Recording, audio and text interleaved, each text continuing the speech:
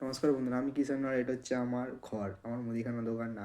তো এখন ভিডিওটা বানানোর পারপাস হচ্ছে আমার আজকে 1K ভিউজ কমপ্লিট হয়েছে। তো যার কারণে তোমাদের সকলকে আবারও একবার খুব থ্যাঙ্কস জানাই। আর তোমরা অনেকেই ভাবছো যে এত অল্প ভিউজ কেন।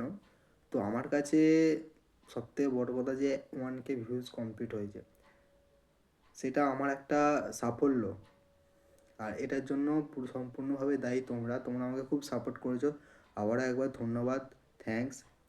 আর তোমরা অনেকেই কমেন্ট করেছো আমার কিছু ভিডিওতে যে তোমাদের এখানে দাম অনেকটা বেশি, মুদিখানা দোকানের দাম, মানে মুদিখানা দোকানের সমস্ত আইটেমের দাম।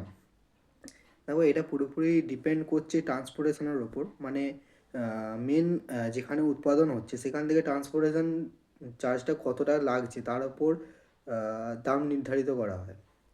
তো আমাদের যেহেতু ডিস্টেন্সটা একটু ভেতর দিকে, গ্রামের দিকে, তাই এখানে একটু দামটা বেশি তুলনামূলকভাবে শহরের দিকে একটু দামটা কম হয়।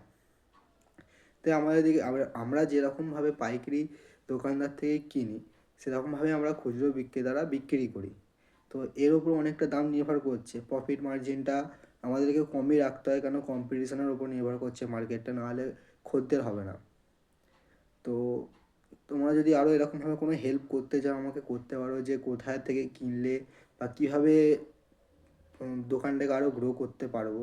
তো আশা করি তোমরা আমাকে এভাবেই সাপোর্ট করবে। ধন্যবাদ, গুড নাইট।